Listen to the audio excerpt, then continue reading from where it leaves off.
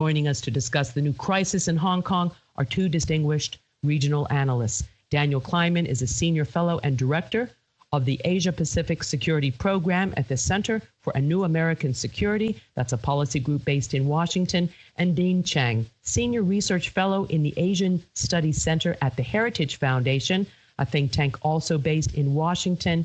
And both gentlemen join me via Skype as we continue social distancing. Gentlemen, welcome to the program.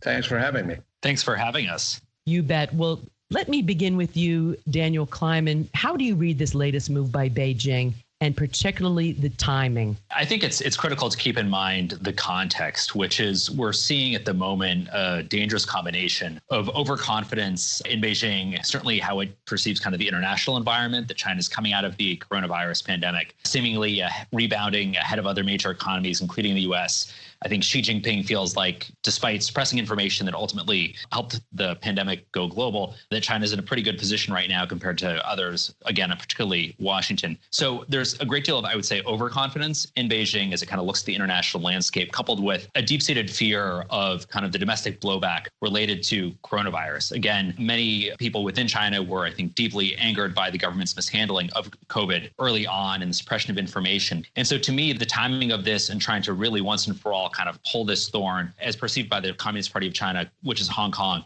and put this legislation in play, it's very much driven by this kind of combination of both overconfidence and insecurity.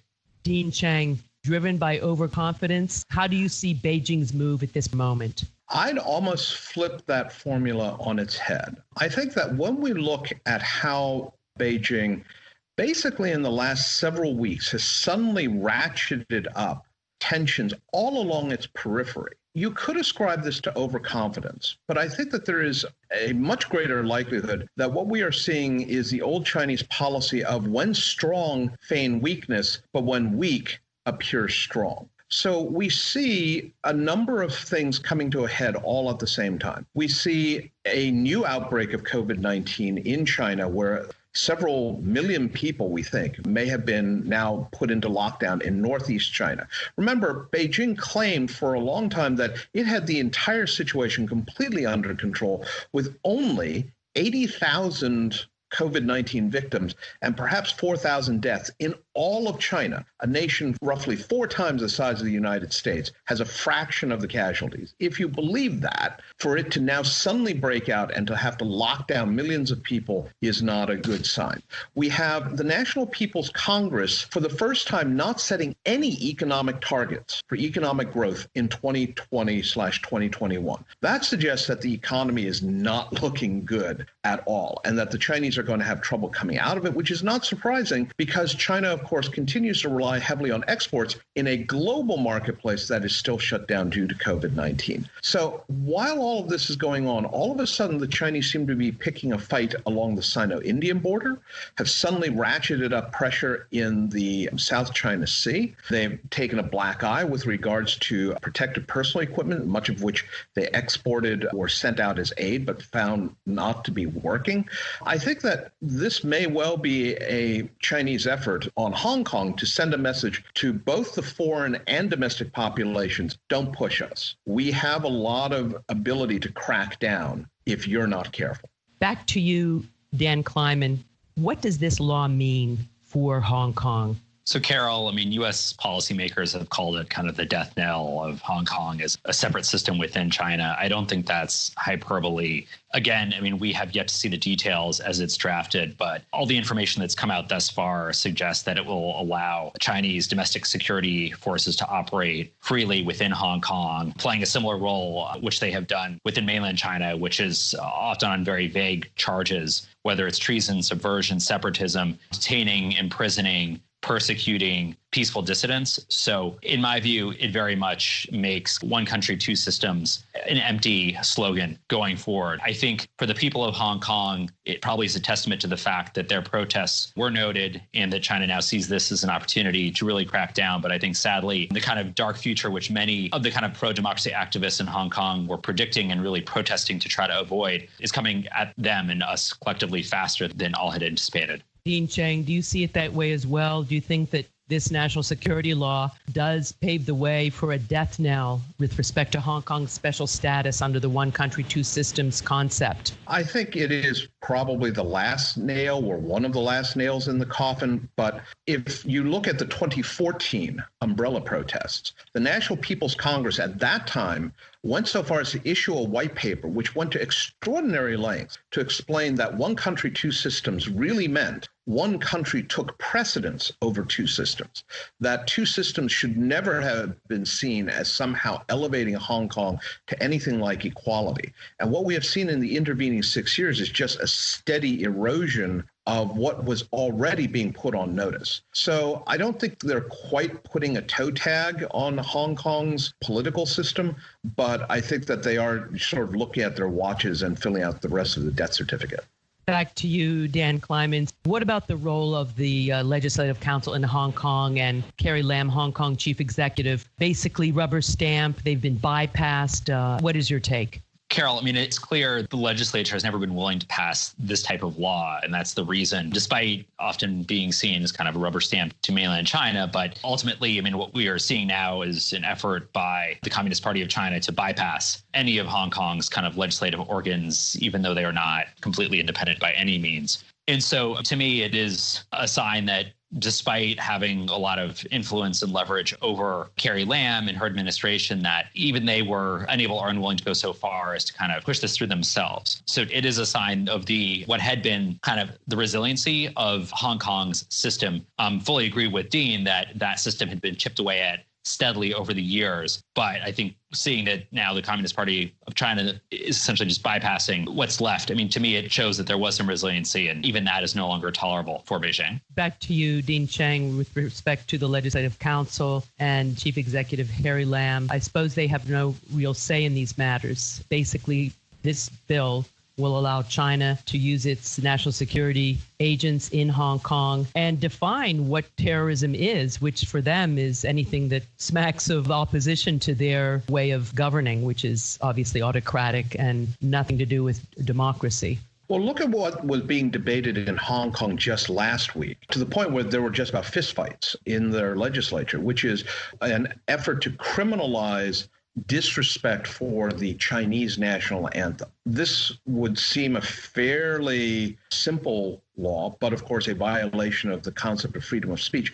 And it got mired down in a lot of internal fighting to the point of just about fistfights on the floor, showing that the legislature was not necessarily going to roll over, even though it was heavily stacked in favor of Beijing. What I do want to draw attention to, though, is Carrie Lam. You have to wonder, had she not introduced the whole extradition bill idea last year, would we now be where we are now? I think that was a remarkably tone-deaf action. She did not seem to have thought through the consequences. You might wonder whether she came up with the idea in the first place or whether this was something pushed on her by Beijing. But I think that when the history of the end of Hong Kong is written, that set of decisions to proceed with a change to the extradition rules, which didn't seem to have any particular pressing need, seems to have basically lit the fuse that has now led to where we are. That's a very good point. We'll have more in just a moment. But first, you're listening to Encounter on the Voice of America. My guests are Daniel Kleiman, Senior Fellow and Director of the Asia Pacific Security Program at the Center for a New American Security, and Dean Cheng, from whom you just heard. He's Senior Research Fellow at the Heritage Foundation's Asian Studies Center. We're discussing Beijing's crackdown on Hong Kong by the implementation of a draconian national security law that threatens its semi-autonomous status. This is a reminder that our Encounter podcast is available on our website at voanews.com/encounter. You may also follow us on Twitter or connect with us on Facebook at Carol Castiel VOA. Here's a big shout out during these days of the pandemic to a loyal listener and Facebook fan, Olugbenga Ibiyemi, who writes to us from Lorin, the capital of Kwara State in the mighty nation of Nigeria. If you want to hear your name and home country on the air, As always, send us an email to encounter@voanews.com or like us and leave a comment on our Facebook page. Well, back to our program and back to you, Daniel Kleiman. And let's take a look at this topic from the protesters' point of view. Pro-democracy protesters in Hong Kong, they're still braving the streets. What do the lead democracy activists want the United States and international community to do in light of this national security law? I mean, Carol, I think first it's important to recognize the bravery of these protesters, particularly at a time when coronavirus is still something which many people are concerned about, to go on the streets to not only brave the Hong Kong police, but also potentially a pandemic as well is quite remarkable. In terms of what the protesters want, and I would relate that to kind of what the United States should do, I think it's clear the protesters want pressure on China from the United States, from other democracies such as Europe. When you get more concrete than that, I think it becomes a little bit more complicated. And here I'll turn more to U.S. policy in that, I mean, the U.S. certainly has many levers it can pull, whether it is sanctioning individual, both mainland China officials as well as potentially Hong Kong officials who are involved in essentially eliminating its separate status, to, of course, removing Hong Kong's kind of separate treatment under U.S. trade law and export control law. The challenge is that sanctions could potentially be targeted, but some of these larger policy levers will ultimately have large economic effects across Hong Kong. So potentially the protesters will experience some of the economic downturn as well. So for the U.S., it's a bit challenging, and you see U.S. officials making very careful statements about reviews and trying to determine the way forward, where at the end of the day, I mean, I think no one wants to have the kind of effects fall on the people of Hong Kong, vice the Communist Party of China and some of its enablers among the Hong Kong government. And so I think you'll see potentially some very kind of selective type sanctions. And I would see that being very much welcomed by protesters in Hong Kong. But some of the larger kind of economic levers, the U.S. may be a little slower to pull. Dean Cheng, I'm turning to you now for your take on the brave protesters, how they're still going out into the streets to protest this draconian law, even amid the coronavirus pandemic. What is your read on what they would like the United States in particular to do to try to thwart this law, slow it down, and talk also about the policy implications, if you like? Well, I think, first off, anyone who remembers what happened in Tiananmen back in 1989 recognizes that the protesters in Hong Kong are running a risk. They are running a risk because they are opposing a government, not the Hong Kong government, obviously, but the Beijing government, that at the end of the day has a demonstrated willingness to call out overwhelming force and to employ that overwhelming, deadly, lethal force if necessary. So very clearly, the Hong Kong authorities have refrained from anything like that. And it is good news that the PLA garrison in Hong Kong has been, as far as we know, confined to quarters and has not been called out. But that could change.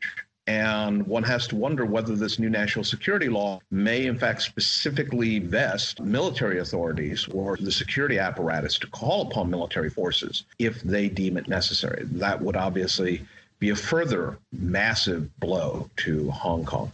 I think that the United States can do a number of things, and I think much of this would be consistent with what the Hong Kong people want. First and foremost is to keep drawing attention to this. One of the worst things to do is to ignore this, is to say, well, you know, nothing can be done. No one is going to go and invade Hong Kong to liberate it. So at the end of the day, it really is an internal Chinese affair. That is absolutely the message Beijing wants the world to accept. And it is absolutely the message that the Hong Kong people would find most devastating, to basically believe that they have been abandoned. Specific measures, I think that there is discussion about things like global Magnitsky, especially if there is a crackdown. And again, invoking items like that may help stay some of the more extreme measures that may be under consideration in Beijing.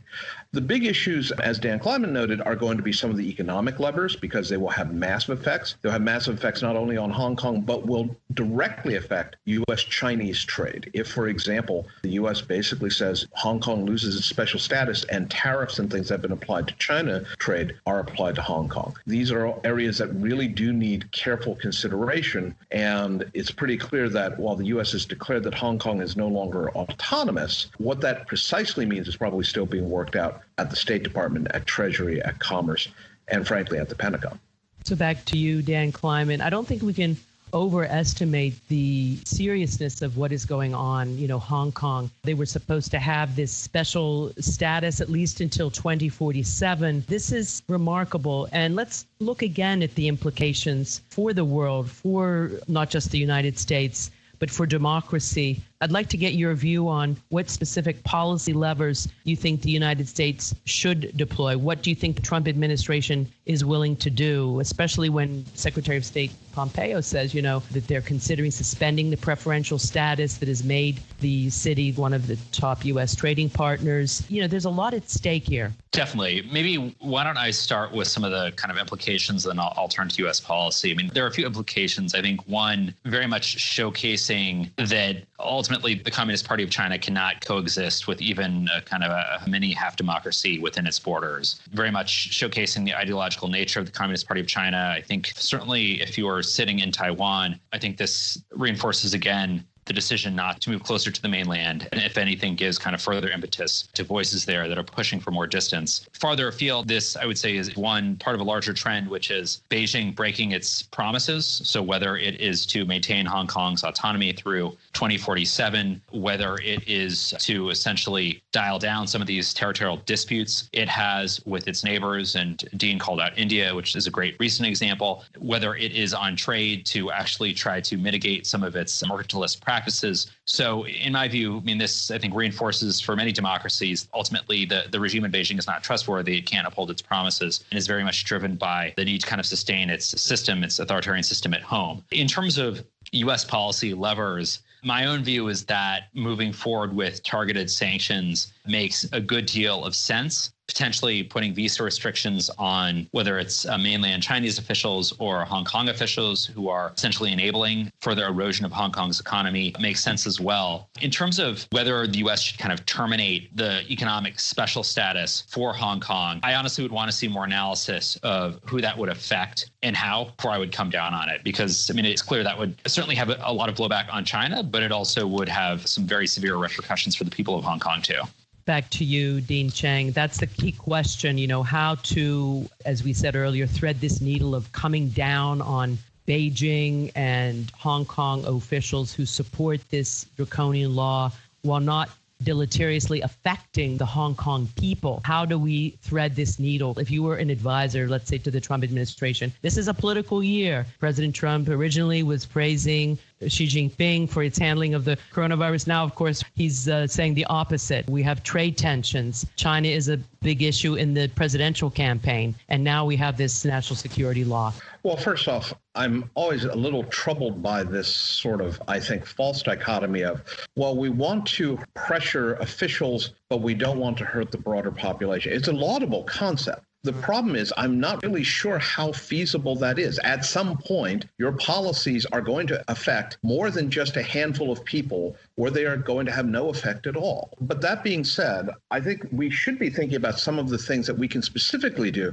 to help the people of Hong Kong. So one of the things to think about here is, given the likelihood of a significant crackdown by the Beijing authorities, would be to consider, for example, expanding the ranks of political refugee status. Do we want to give leading political dissidents in Hong Kong, leading pro-democracy activists, a potential backdoor, a way to get out of there should the Chinese start doing 3 a.m. no-knock raids on where they are living, where they are perhaps hiding? A second consideration here would be the Great Firewall of China. The Great Firewall of China is a key method by which China makes sure that information about places like Hong Kong are limited. So are there opportunities to expand, whether it is through programs like yours on the Voice of America, whether it is through cyber means, whether it is through other means, of getting more information to the Chinese people? Not because I think they will necessarily sympathize with the people of Hong Kong. That's actually one of the bigger problems there.